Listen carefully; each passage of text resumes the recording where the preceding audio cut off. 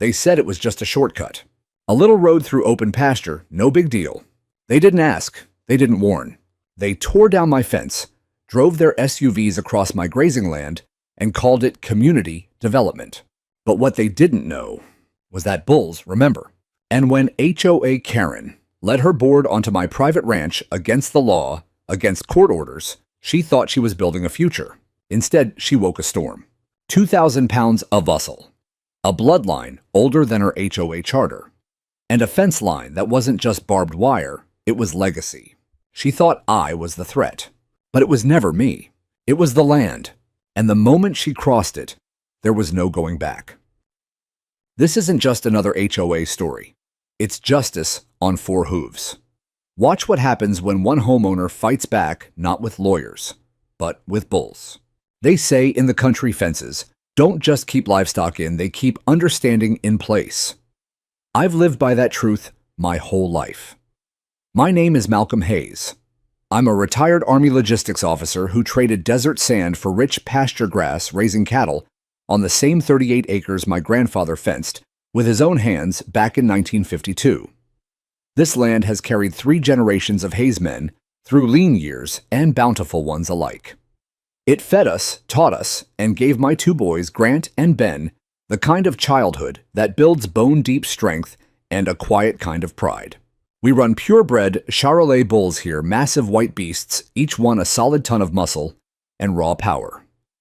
To those who know them, they're gentle giants, calm enough to take a scratch behind the ear without flinching. But they are still bulls. Territorial, proud, protective of their herd and their ground. Step into their pasture uninvited, and you're not just trespassing on property, you're challenging something ancient and instinctive. That's why the fences matter more than almost anything else on this ranch. Every strand of barbed wire, every cedar post driven deep into red clay carries a story. We inspect them every month, repair them the same week a storm bends a staple because those boundaries aren't just wood and steel. They're a covenant between man and land. You respect my space, and I'll respect the wild in yours. Our house sits at the base of a low ridge, looking south across the main pasture, toward the newer subdivision that crept in over the last decade Summerhill crossings. Where once there were only rolling hayfields and scattered oaks, now stand rows of craftsman-style homes with vinyl siding the color of beach sand, a man-made lake ringed by imported palms, and a clubhouse painted in soft pastels that somehow always looks freshly pressure-washed. They have matching black mailboxes, identical landscaping packages, and of course, an HOA that believes its authority extends to the wind itself. I never paid them much mind. Our deed predates their development by 7 decades. Legally, we're separate worlds, divided by a simple 4-strand barbed wire fence and a shared dirt road that ends at my gate. But last spring, a white luxury SUV began appearing along that fence line with unsettling regularity. The driver, clipboard in hand, sunglasses perched on perfectly highlighted hair, would slow to a crawl, peer over the wire, and jot notes as if surveying for a shopping mall. The first time she waved, I lifted a hand in polite acknowledgement from the seat of my tractor. The second time, she leaned across the passenger seat and called out bright and breezy Mr. Hayes. Have you ever considered collaborative use of underutilized green space? I killed the engine and walked over, boots crunching on gravel. Ma'am, that's not green space. That's where my bulls eat, sleep, breed, and occasionally settle their differences. It's very much utilized. She laughed, a light tinkling sound that suggested I'd made a clever joke. I hadn't. Her name, I soon learned, was Karen Delaney, newly elected president of the Summerhill Crossings Homeowners Association. She had ideas, big ones, and those ideas involved a community connector road that would link the back cul-de-sac of her subdivision to Hilltop Drive on the far side of my property. A shortcut, she called it.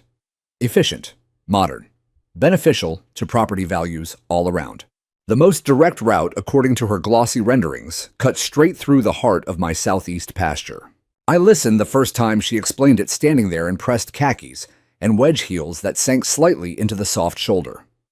I nodded while she spoke of traffic flow and emergency access and rising real estate trends.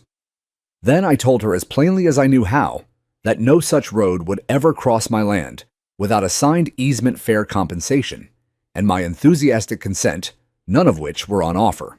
She smiled the way people do when they believe disagreement is merely a temporary misunderstanding. "We'll circle back," she said, sliding her sunglasses down. "I'm sure we can find a neighborly solution." That was the beginning.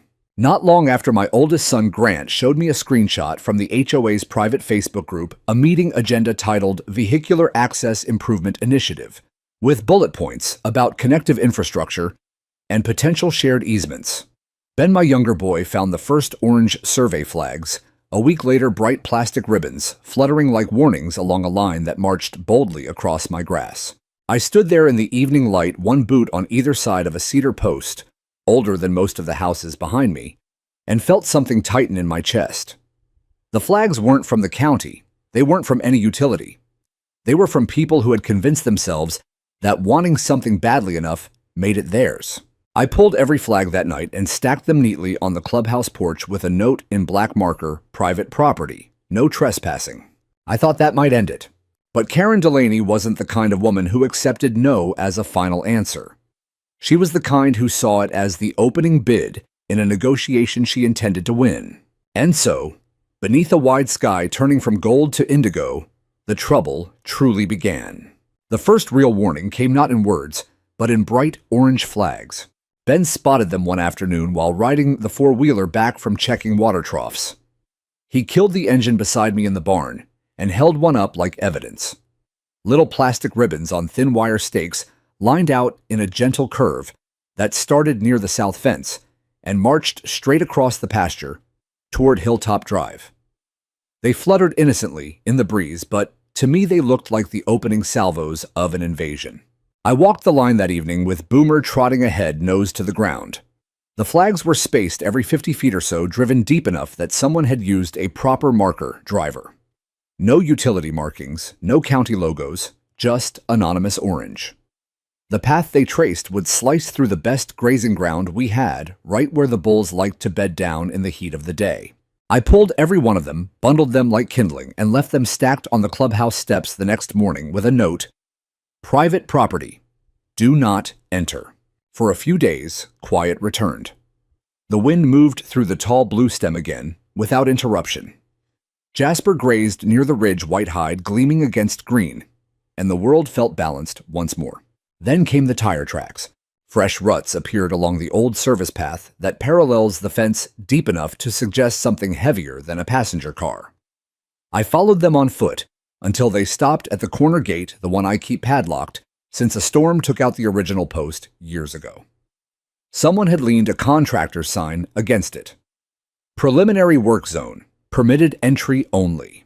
I stared at the sign a long moment, feeling the sun burn the back of my neck. Then I picked it up, snapped it cleanly across my knee, and tossed the pieces into the bed of my truck. That same evening, I drove into Summerhill Crossings. The clubhouse lights glowed warm behind sheer curtains. Inside, wine glasses clinked, and laughter spilled out onto the manicured lawn. Karen spotted me the moment I stepped through the door. She excused herself from a cluster of polo shirts and came toward me with that practiced smile. "Malcolm, what a lovely surprise. We were just wrapping up our monthly social." I didn't smile back. I found survey flags on my land and a sign claiming permitted entry. Her expression didn't falter. "Oh, those must be from the preliminary alignment study. Nothing official yet, just data collection for the county's long-range plan. There is no county plan that involves my pasture." She tilted her head, sympathetic. "Actually, the Regional Development Council has recommended connective infrastructure for growing areas like ours. It's all about safety and efficiency. Your route is the most logical corridor." "My route," I repeated, meaning my private property. She placed a light hand on my forearm as if we were old friends sorting a minor misunderstanding. "Think of it as shared community benefit. Property values rise for everyone when access improves." I removed her hand gently but firmly. "Karen, unless you have an easement signed by me and recorded at the courthouse, you are trespassing. Tell your surveyors to stay on their side of the fence." A flicker of something irritation, maybe calculation, crossed her face before the smile returned. "Let's not escalate to threats, Malcolm. We're neighbors." "That's exactly why I'm asking nicely," I said. "Next time I won't ask." I turned and walked out. Behind me, conversation resumed as though nothing had happened. Back home, I checked every gate and post by flashlight. One corner brace showed fresh gouges, metal scraped against wood, the kind of mark left by a careless bucket or a hurried backhoe. The bulls were restless that night. Even old Jasper paced the fence line, ears swiveling toward the ridge, where the subdivision lights glowed faintly against the dark. I stood in the barn doorway a long while, listening to the low rumble of their breathing and the occasional huff of unease. Boomer pressed against my leg, a silent sentinel. "Don't worry, boys," I told them quietly. "No one's paving your home while I'm still breathing." But even as the words left my mouth, doubt crept in like ground fog. I'd spent years in uniform believing reasonable people could be reasoned with. Experience had taught me otherwise, yet old habits die hard. 2 mornings later, pink flags replaced the orange ones, this time straighter, more official-looking, driven in with metal whiskers that caught the sunrise like tiny accusations. And parked just beyond my locked gate sat Karen's white SUV engine, idling, hazard lights blinking. She stepped out as I approached, vest over her blouse, clipboard hugged to her chest like armor. "Morning, Malcolm, just verifying the revised alignment with the latest township data." I stopped 10 feet away, hands in my pockets to keep them still. "You're marking my land again." "There's ongoing discussion about unincorporated parcels," she said smoothly. "We're simply preparing options. There is no discussion. This is Hazeland, always has been." She offered that patient smile again. "You'll receive formal notice of cooperative planning soon. Our goal is inclusion, not confrontation." Boomer growled low from the porch. I unlatched the gate, swung it open, just enough to step through, then closed and locked it again between us. "Take your flags, take your SUV, and take your cooperative planning back to your side of the fence before my bulls decide to investigate the noise."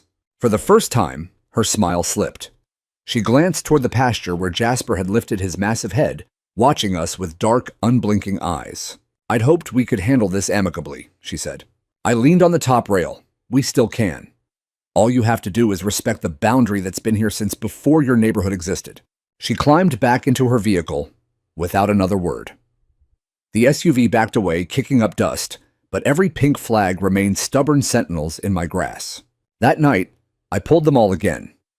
This time, I drove them straight to the clubhouse and left them in a neat pyramid on the welcome mat, topped with a single sheet of paper. "Final warning." I thought that might finally get the message across. But messages, like fences, only work when both sides agree to honor them. And Karen Delaney had never been much for agreement. The quiet didn't last. 2 days after I left the pyramid of pink flags on the clubhouse porch, I was in town picking up feed when Ben called. His voice was low, controlled, the way it gets when he's trying not to shout. "Dad, they're back and they've got machines." I made the drive in record time, tires spitting gravel, as I turned onto our road. Dust hung in the air like a warning cloud before I even reached the gate. There they were, a yellow skid steer, a flatbed loaded with rebar and concrete forms, and 2 men in orange safety vests already at work. One was cutting the bottom strand of barbed wire with heavy-duty bolt cutters, while the other held a post hole digger like he was about to plant a garden. Ben stood in front of them, phone raised, recording every move. Boomer barked nonstop from the porch steps. The herd had clustered at the far end of the pasture, heads up, ears forward, unsettled but not yet panicked. I stepped out of the truck and walked straight toward the men boots, deliberate on the dry earth. "Turn those machines off, now." The man with the bolt cutters froze blade halfway through the wire. His partner raised both hands. "Easy, mister. We were told this was cleared and permitted." HOA said the landowner had agreed to a shared easement. "Agreed," I repeated, voice low and hard. "I'm the landowner, and I never agreed to anything." Ben moved beside me, still filming. I told them the same thing, Dad. They wouldn't listen. Before either man could answer, Karen's white SUV rolled up the road and stopped behind the flatbed. She stepped out in a crisp navy blazer, heels sinking slightly into the soft shoulder, a smile already forming. "Malcolm, perfect timing. Just a little mix-up with the schedule. We're on a tight deadline with the contractors, but we can absolutely adjust." I didn't return the smile. "You're cutting my fence. You're bringing heavy equipment onto my land without permission. That's not a mix-up. That's trespassing." She waved a hand as if brushing away a gnat. "We filed a zoning variance and a notice of intent. The county's long-range plan encourages shared infrastructure. It's all in alignment." Alignment. I stepped closer. Your alignment ends at my property line. Unless you have a signed easement with my name on it, you're breaking the law." Behind her, Jasper let out a deep rolling bellow from the hilltop. The sound carried across the pasture like distant thunder. Two more bulls, Murphy and Claymore, moved up beside him, broad shoulders, swaying tails, flicking with agitation. Karen glanced back, her smile faltering for the first time. She cleared her throat and turned to the contractors. "Gentlemen, let's wrap up for today. We'll reschedule." They didn't argue. Tools clattered into the flatbed. The skid steer's engine died, and within minutes, the whole crew was retreating down the road, leaving behind a ragged gap in the fence and the smell of diesel in the air. Karen lingered a moment longer. "This isn't over, Malcolm. We'll find a legal path forward. Then you'd better find it somewhere else," I said. "Because you're not going to find it here." She climbed into her SUV and drove off without another word. That night, I worked until the stars came out.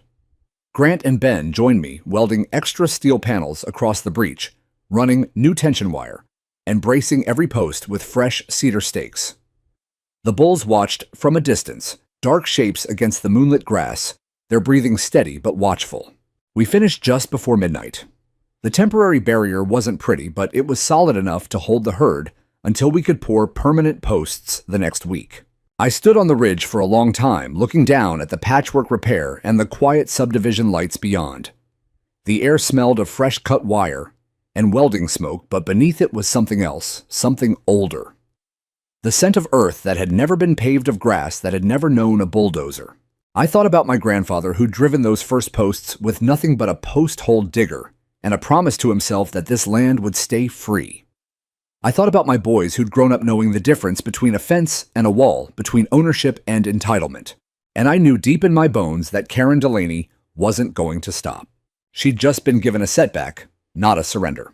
The next morning, I reinforced the gate with a heavy-duty chain and a new padlock. I added warning signs every 20 feet along the repaired section, large red letters on white plastic that read, "Private property, no trespassing, violators will be prosecuted."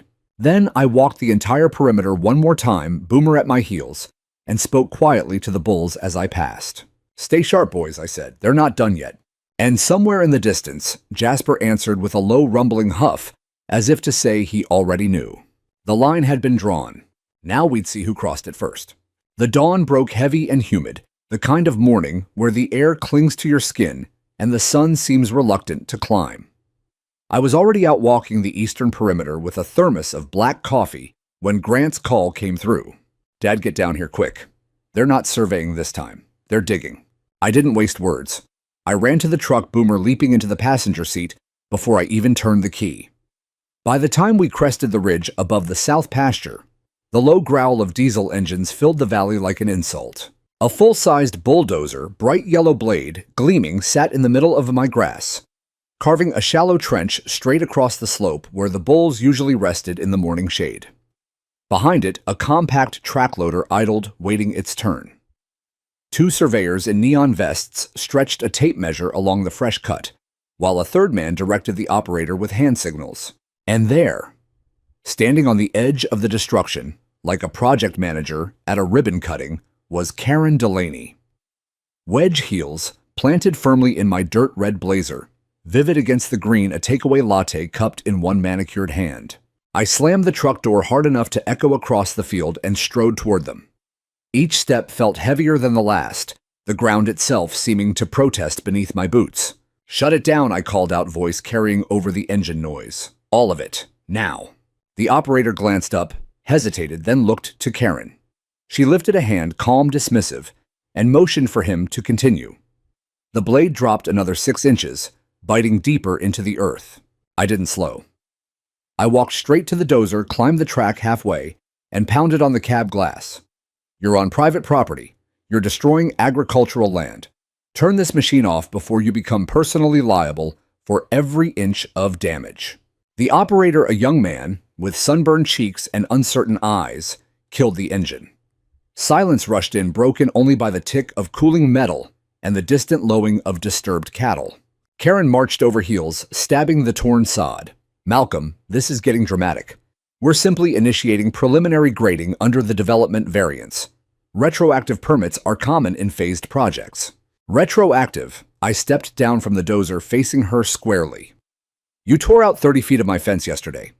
You have no easement, no permit, no permission. This is felony trespass." She gave a short, incredulous laugh. "It's a strip of grass. Your bulls will barely notice."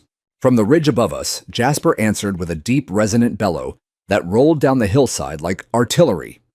He stood broadside to the machine's massive, head-lowered nostrils flaring. Murphy and Claymore flanked him, shifting restlessly, ears pinned back. The entire herd had moved to higher ground, watching the intrusion with the stillness of animals deciding whether to fight or flee. Karen's gaze flicked toward them, and for the first time I saw real unease tighten her features. I turned to the crew. "Pack your equipment and leave. Tell whoever signed your work order that insurance adjusters are going to have a busy week." They didn't wait for Karen's permission. Engines restarted, blades lifted, and within minutes the machines were retreating toward the subdivision, leaving behind a raw scar of red clay across my pasture, and a fence reduced to scattered posts and tangled wire. Karen lingered, arms crossed, now latte forgotten in her hand. "You're making this difficult for everyone, Malcolm. The county wants growth. The community wants connectivity. You're standing in the way of progress." "Progress doesn't get to bulldoze a man's livelihood without asking," I said. "You crossed a line today, legal, moral, and otherwise." She opened her mouth, closed it, then simply turned and walked back to her SUV. The door slammed harder than I'd ever heard from her before. I stood alone in the sudden quiet, surveying the damage. The trench was shallow but deliberate, 20 feet wide, already eroding at the edges where the blade had scraped topsoil away. Tire ruts crisscrossed the feeding area. A section of fence lay flattened like a broken spine. Grant and Ben arrived minutes later, faces grim. We worked through the heat of the day, reinforcing what we could, dragging steel panels from the barn, welding temporary braces, piling hay bales as a visual barrier. The bulls stayed on the far ridge, watching us with dark, patient eyes. By dusk, the breach was contained, but the pasture carried fresh wounds. The air smelled of diesel and torn earth, and every breath tasted like violation. That night, I sat on the porch long after the boys had gone inside. Boomer rested his head on my knee, warm and steady. The subdivision lights twinkled across the valley like a distant city that had forgotten it was built beside open land. I thought about calling the sheriff right then, filing charges, forcing the issue. But something held me back. Maybe the old military habit of gathering intelligence before committing forces. Maybe the stubborn hope that reason might still prevail. Whatever it was, it felt increasingly like a mistake. Because the next morning, before the dew had even burned off the grass, the temporary barricade we'd built lay scattered panels, shoved aside, tension wire snapped, hay bales knocked flat. Hoof prints circled the gap in wide, deliberate loops. Deep, heavy prints that could only belong to Jasper and the others. The bulls had tested the weakness we'd left, and they'd found it wanting. I stood there in the pale light, coffee growing cold in my hand, and felt the balance shift. The fence was no longer just a boundary. It was a battle line, and both sides, human and bovine, were done pretending otherwise. The barricade we'd thrown together overnight was never meant to be permanent, just a stopgap of steel panels, hay bales, and fresh tension wire, until we could set new posts and pour concrete. But the bulls saw it differently. They saw weakness. They smelled the lingering diesel and the sharp tang of human intrusion, and they remembered every rev of an engine, every snapped wire, every foreign footprint on their ground. I found the wreckage at first light. Panels lay twisted like tinfoil. Wire coiled across the grass in useless loops.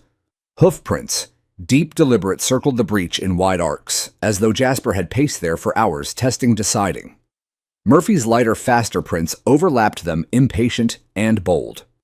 Claymore's heavier impressions pressed deepest, a statement of raw power. They hadn't wandered far. The three of them stood together on the near ridge, heads high, watching the subdivision lights fade as dawn crept in. The rest of the herd clustered behind them, restless but obedient. They weren't lost. They were waiting. I didn't panic. Cattle don't charge without reason. They move when something feels wrong, when instinct overrides training. I'd raised these boys from calves, taught them voice commands, bucket manners, respect for the gate. But respect only holds when the world respects back. Boomer's sharp bark pulled my eyes eastward. A thin column of dust rose along the dirt track that skirts the pasture, too early for feed delivery, too deliberate for a lost driver. Then came the engines, multiple, music thumping faintly through open windows. I grabbed binoculars from the truck and climbed the ridge for a better view. What I saw made my stomach drop. 4 HOA vehicles, sleek sedans, and SUVs had turned off the paved road and were driving straight into the pasture through the very gap the bulls had widened. They bounced slowly over ruts and hillocks like sightseers on safari. One had a lawn sign protruding from the rear window, future site of Community Connector. Another blasted pop music loud enough to scatter birds from the oaks, and leading the convoy, nosed halfway down the slope, where the bulldozer trench still scarred the earth, was Karen's white luxury SUV. She stood outside it now, red blazer, bright against the green phone held high, filming herself as she gestured grandly at the landscape. They weren't just trespassing. They were celebrating. I radioed Grant and Ben, voice tight. South Breach, now. Then I jumped in the truck and floored it down the slope, horn blaring. But I was too late to stop what came next. Jasper moved first. He came over the ridge like a white avalanche, slow at first, then gathering speed, shoulders rolling head low. The ground seemed to tremble with each stride. Claymore flanked him to the west, ears flat, tail lashing. Murphy shot ahead on the right, younger and faster, cutting off any retreat. The nearest sedan, a silver Kia, tried to reverse. Too slow. Jasper hit it broadside with the full force of 2,000 pounds. The impact sounded like a shotgun blast inside a tin shed. The driver's door crumpled inward, glass exploding outward in a glittering cloud. The car rocked violently on its suspension before settling with a groan. The driver scrambled out the passenger side, stumbling, face pale with shock. Karen's scream cut through the chaos, high, raw, nothing like her usual polished tone. She bolted toward her SUV, but Murphy was already there, blocking the path, snorting hot breath across the hood. She skidded to a stop, heels sliding in loose dirt. I braked hard beside the wreckage, leapt out, and ran toward the bulls. Jasper, easy boy, stand. He paused, chest-heaving, dark eyes fixed on the intruders. Steam rose from his nostrils in the cool morning air. I stepped between him and the next vehicle, an Audi now spinning tires in futile reverse, and raised both arms wide. Back, all of you, back away, slowly. Grant and Ben roared up in the side-by-side portable gates and a grain bucket rattling in the bed. Ben jumped out with the bucket, shaking it hard, the familiar rattle that always brought them running for feed. Grant held the long sorting stick high, not as a weapon, but as a clear signal of authority. The bulls hesitated, instinct warred with training. Claymore lowered his head and hooked the Audi's front bumper with one sweeping motion. The plastic cracked like gunfire. The entire fascia lifted and tore free, dangling by wires. The driver screamed and abandoned the car, sprinting toward the tree line. Karen had retreated behind her open SUV door phone, still clutched in white knuckles, voice cracking as she shouted into it. We're under attack. Send animal control. Send the sheriff now. I moved steadily toward Jasper, voice low and firm. Come on, big man. That's enough. Come on home. He huffed once more, a deep rumble that vibrated through my boots, then turned slow, deliberate, and started back up the slope. Murphy and Claymore followed, heads, hightails flicking triumph rather than rage. The HOA convoy fled in reverse doors, still open tires spinning dirt as they raced for the road. Karen was the last to leave, limping slightly after a heel snapped, blazer torn at the elbow. She didn't look back. Silence settled, broken only by the tick of cooling engines and the distant lowing of the herd. 2 vehicles lay wrecked in my pasture, doors staved in windshields, spider-webbed bumpers scattered like broken toys. Tire ruts scarred the grass in frantic figure eights. I stood there a long moment, hands on my knees, breathing hard, not from running, but from the weight of what had just happened. The bulls hadn't attacked out of malice. They'd defended their home. And in doing so, they'd drawn a line in the dirt that no survey flag, no variance, no clipboard could ever erase again. Grant clapped a hand on my shoulder. You okay, Dad? I nodded slowly. Yeah. But Karen just learned something we've known all along. Ben looked toward the retreating dust cloud. What's that? That some boundaries aren't negotiable. We spent the next hours repairing what we could, towing the abandoned cars to the fence line, with chains and the tractor resetting panels running new wire. The bulls grazed calmly now, as if nothing had happened. But everything had changed. The fight was no longer just about land. It was about who got to decide what land means. The aftermath hit like a second storm. By midday, the HOA's private Facebook group had exploded. Screenshots flooded my phone posts from board members, frantic captions over blurry photos of crumpled doors and shattered glass. Headlines screamed in all caps, "Farmers' dangerous bulls attack, peaceful residents and HOA president nearly killed." During routine site visit, Karen's pinned post was the worst, a carefully composed paragraph painting herself as the victim of unprovoked aggression by unrestrained livestock, complete with a photo of her torn blazer sleeve and a dramatic close-up of her scraped elbow. Comments poured in by the dozens, outrage, fear demands for petitions, calls for animal control to remove the threat. Someone even speculated that I was running an illegal fighting ring operation. The paranoia spread faster than wildfire in dry grass. They filed formal complaints that same afternoon, one with county animal control, another with code enforcement claiming my bulls were vicious and at large a public safety hazard requiring immediate quarantine or euthanasia. I didn't waste time on social media rebuttals. I didn't have an account anyway. Instead, I gathered every scrap of evidence. We had Ben's phone video showing the HOA vehicles driving uninvited through the breached fence, time-stamped trail cam stills of the convoy crossing the boundary, photos of the destroyed fence sections and the bulldozer trench, copies of every written warning I'd ever sent. Then I made the call I'd been saving. Marcus Langford picked up on the second ring. "Hayes," he said, voice warm with recognition. "Heard you've got yourself a range war." Something like that. "Need a favor, brother." "Name it." I told him everything. The flags, the bulldozers, the deliberate trespass, the bulls finally saying enough. When I finished, there was a long pause. "You still got that old debt from Kandahar hanging over me?" he asked. "Thought you'd never bring it up."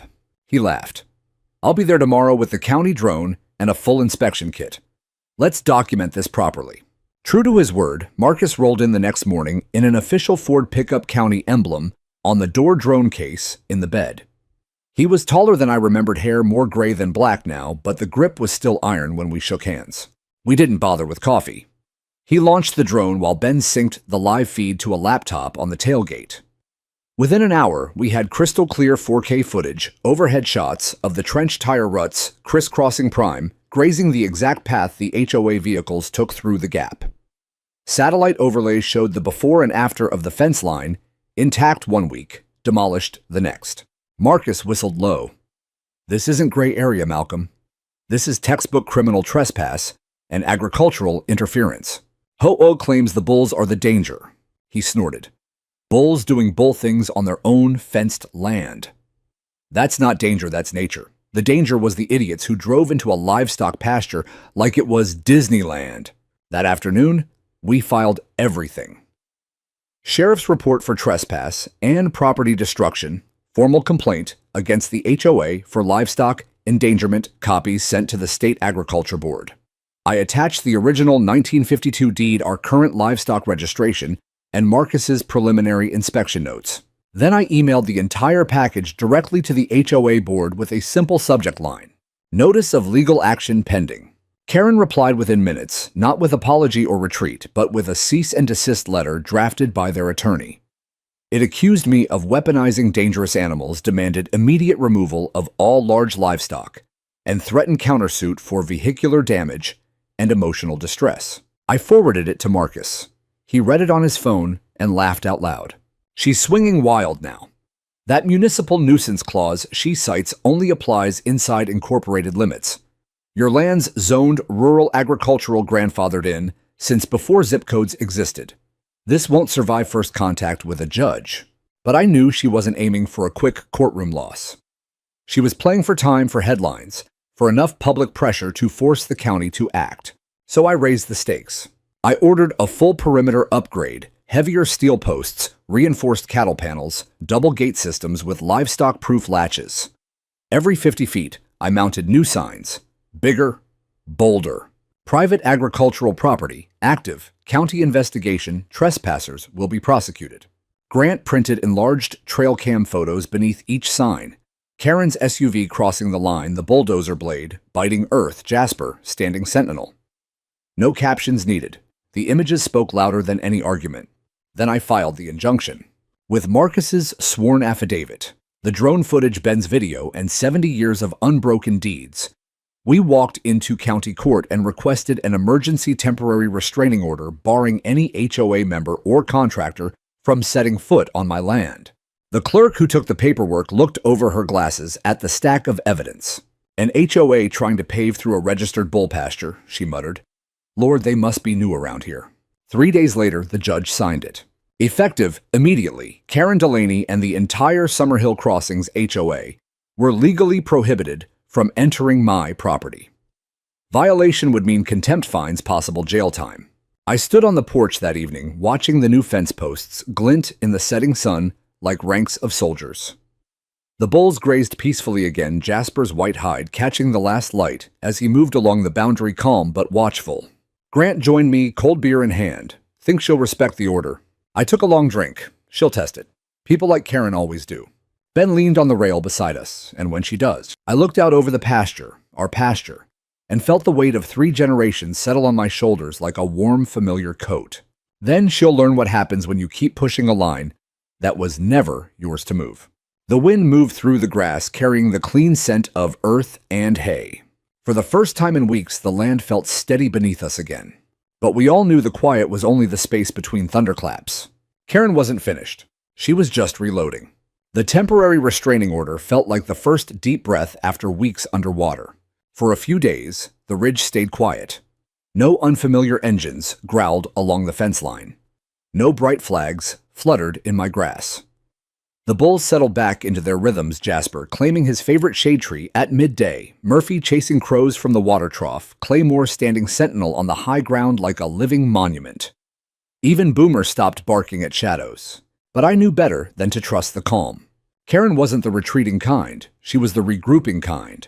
A week after the judge's signature dried on the order, a sleek black sedan pulled up to my gate. A younger man in a tailored sport coat stepped out, leather folder in hand, smile polished to a showroom shine. Mr. Hayes, Daniel Price. I've been retained as advisory counsel for the Summerhill Crossings HOA. May I have a moment? I leaned against the gatepost, arms folded. You're on the right side of the fence. Keep it that way. He nodded, unfazed. Understood. I'm here to explore a peaceful resolution. Emotions have run high on both sides. My clients believe we can still find common ground, perhaps a limited easement with generous compensation. I almost laughed. Your clients tore down my fence, endangered my livestock, and got exactly what they invited when they drove into a bull pasture. There's no common ground left to find. Price shifted his weight. There's concern that your response reinforcing the perimeter, the signage, the trail cameras could be seen as provocative. Provocative, I echoed. I'm protecting what's mine. After your people ignored every warning, every law, and a court order to boot. He opened the folder, revealing glossy renderings of the proposed road-smooth pavement curving gently through what used to be open pasture. The community still supports connectivity. A countersuit is being prepared. We'd prefer to avoid that ugliness. I looked past him to where Jasper grazed in the distance, white against green, utterly unconcerned with renderings or lawsuits. Tell your clients they've already crossed every line worth crossing, I said. They can prepare whatever they want. I'll see them in court. Price closed the folder slowly. You're confident. I've got deeds older than your subdivision footage of every trespass, and a judge who's already ruled once in my favor. Confidence isn't the word. He nodded once, climbed back into his sedan, and drove away without another word. That same afternoon, Marcus called. County's escalating the investigation, he said. Your injunction triggered a full land use review. Inspection teams coming out tomorrow, 3 trucks, clipboards, the works. They want to document everything before the HOA tries any more stunts. Bring them on, I said. The more paperwork, the better. They arrived at dawn the next day, a small convoy of white pickups with county seals. Marcus led the way, waving as he stepped out. The inspectors, 2 men and a woman in khakis and sturdy boots, moved with quiet efficiency. We walked the entire southern perimeter while the drone buzzed overhead. They flagged every tire rut, photographed the old bulldozer trench, now softening with new grass, measured the repaired fence sections down to the inch. When we reached the spot where the HOA vehicles had entered during the celebration, the lead inspector knelt and ran a hand over the compacted soil. This is clear evidence of unauthorized, heavy access, she said. Soil compaction alone will take years to recover fully in an active grazing zone. Another inspector nodded toward the new double gates. Your repairs exceed code. Livestock containment is exemplary. By noon, they had everything: GPS coordinates, soil samples, hundreds of photos, drone overlays. Marcus handed me a preliminary report thick enough to stop a bullet. "This goes straight to the State Ag Board," he said. "Category 2 agricultural interference. That's not a slap on the wrist, that's a career ender for anyone pushing bogus variances." We shook hands as they loaded up. "You didn't just save your ranch, Malcolm," he told me quietly. "You reminded a whole county what rural zoning actually means."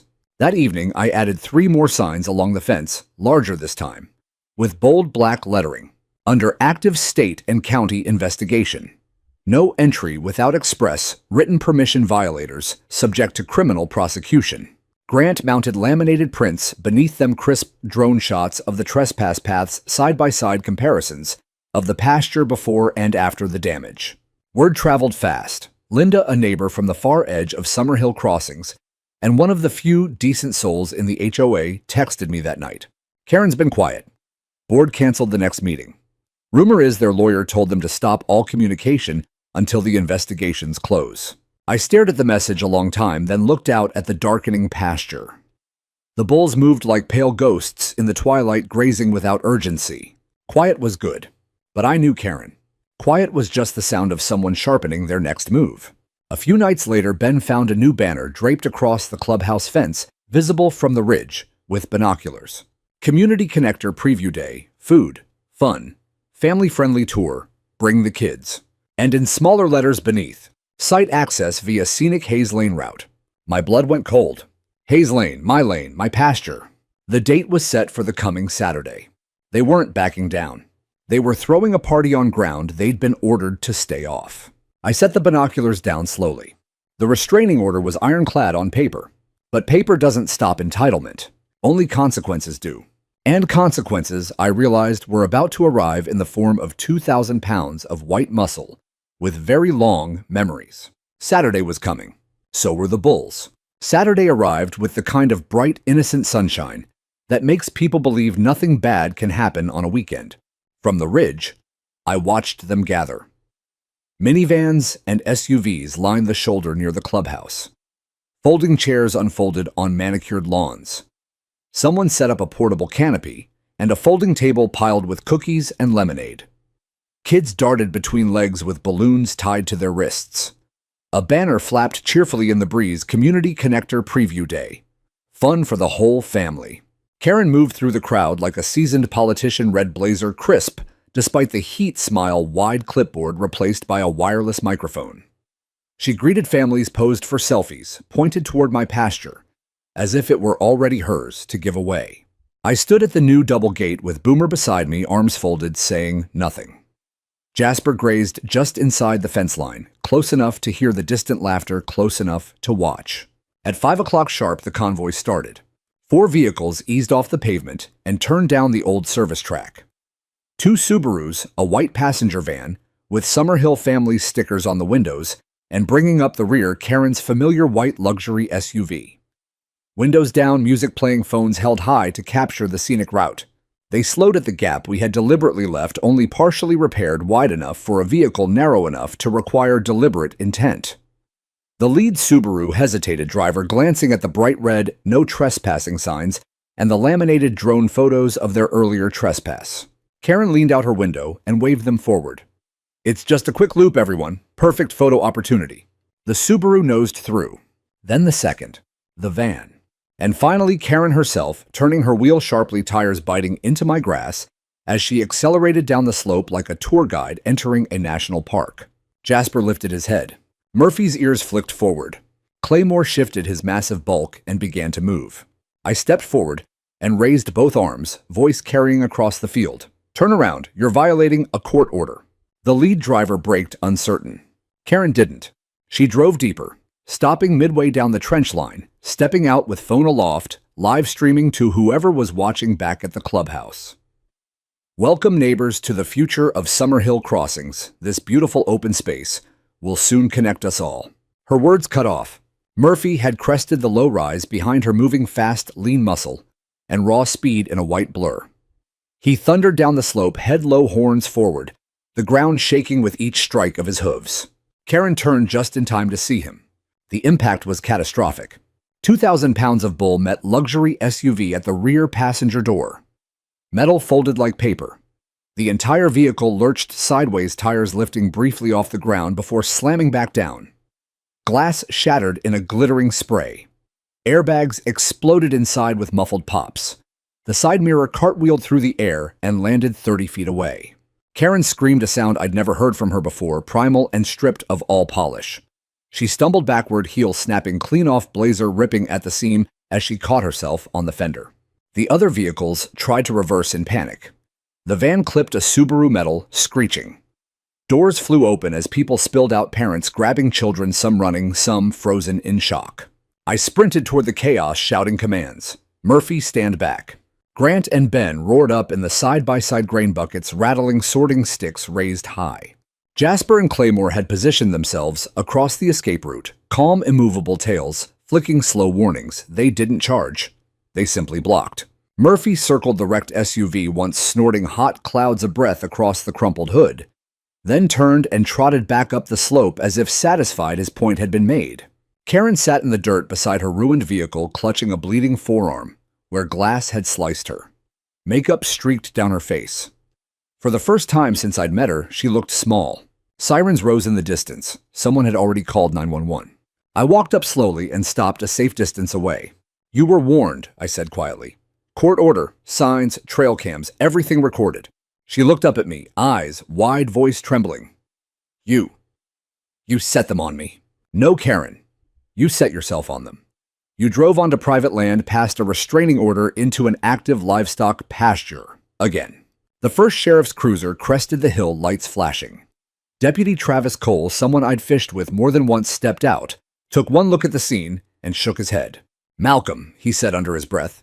She really do this? Every bit. Cameras got it all. He nodded, then turned to Karen as paramedics approached.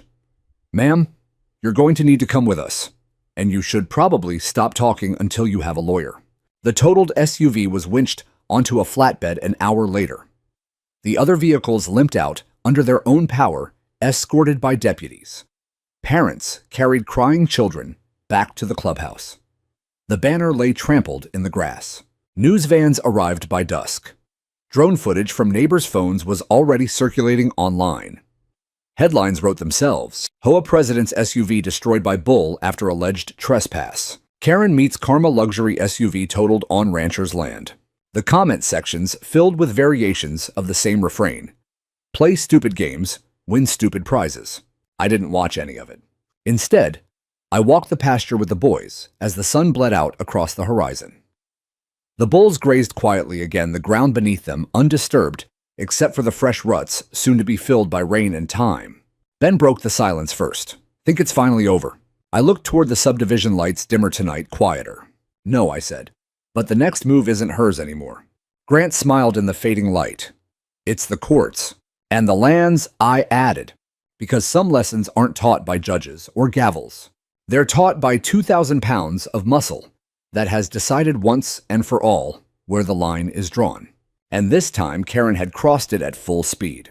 The courthouse smelled of old wood and floor wax, the kind of scent that reminds you justice has been grinding away in the same building for over a century. Fluorescent lights hummed overhead as we filed into the small courtroom. Reporters filled the back rows. A few HOA board members sat stiffly on the plaintiff's side, avoiding eye contact. Karen Delaney arrived last.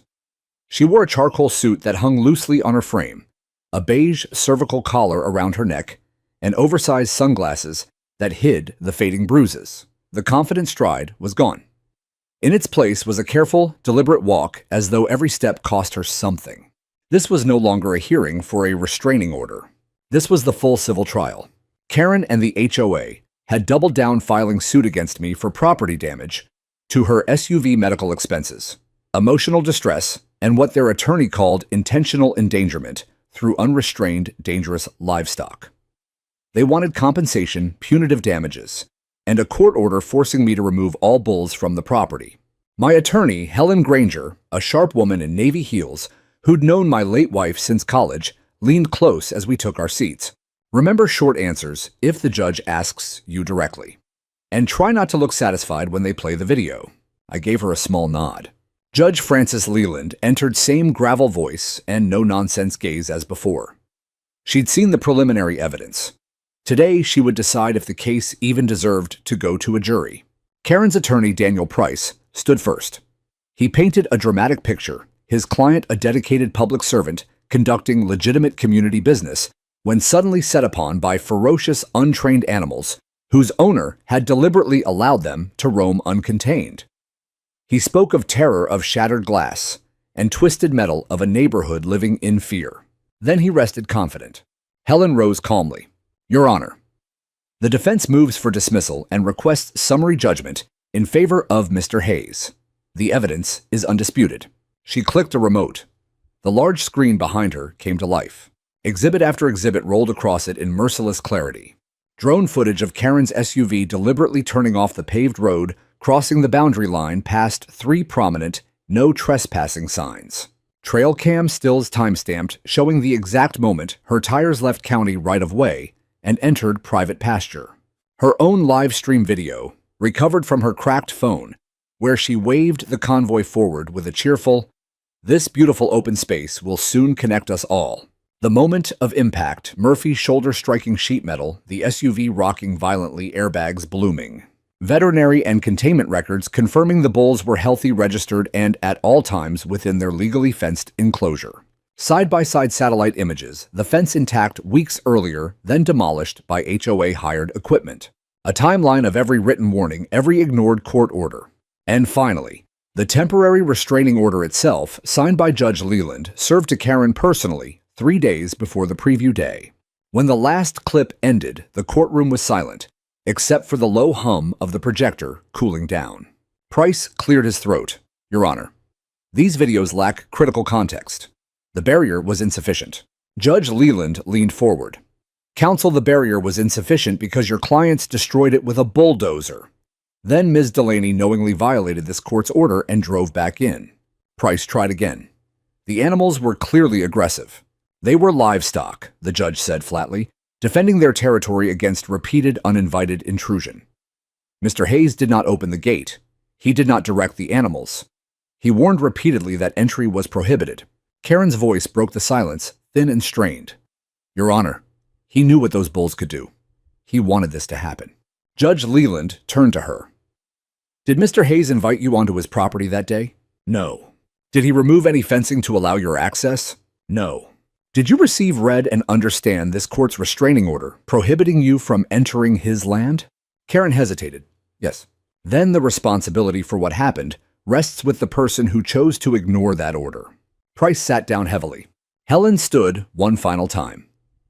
Your Honor, we also request a finding of frivolous litigation and ask the court to award Mr. Hayes full restitution for fence repairs, lost grazing productivity legal fees, and associated damages. Judge Leland reviewed the thick file in front of her, then looked out over the courtroom.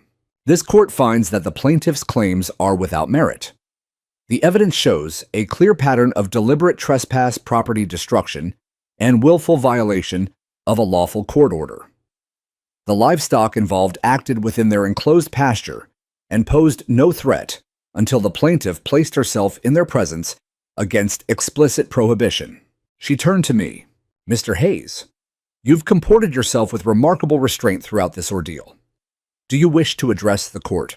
I stood. Your Honor, my family has raised cattle on this land since 1952. We maintain our fences, register our stock, follow every regulation. I gave every possible warning, spoken, written, and finally through the courts. I never wanted anyone hurt. But I will not apologize for protecting what is ours. This land isn't just acreage, it's legacy. And some lines once drawn are not meant to be moved. The judge's expression softened just slightly. Motion to dismiss granted. Counterclaims denied. Judgment entered for the defendant, Malcolm Hayes. Plaintiffs are ordered to pay documented damages, including fence replacement, veterinary evaluations, and all court costs. The gavel fell sharp final. Karen remained seated as the courtroom emptied. She didn't look at me as I passed.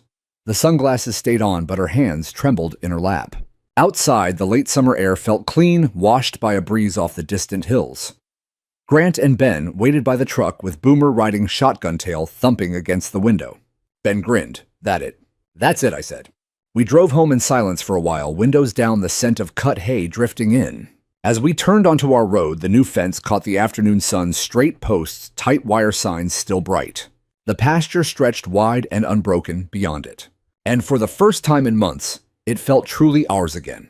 Not because a judge said so, but because the land and the bulls had never doubted it. A month passed like a slow exhale. The pasture healed in quiet ways. Rain softened the last ruts. New grass pushed green fingers through the scarred earth, and the trench where the bulldozer had bitten deepest filled with wild rye that waved silver in the evenings. The bulls moved with their old certainty again, Jasper claiming the high ridge at dawn, Murphy racing shadows along the fence, Claymore standing like a monument against the sunset. They no longer paced at strange hours or lifted their heads at every engine sound. The land had settled, and so had they. Karen Delaney resigned from the HOA presidency the week after the verdict, citing personal health concerns and a desire to focus on family.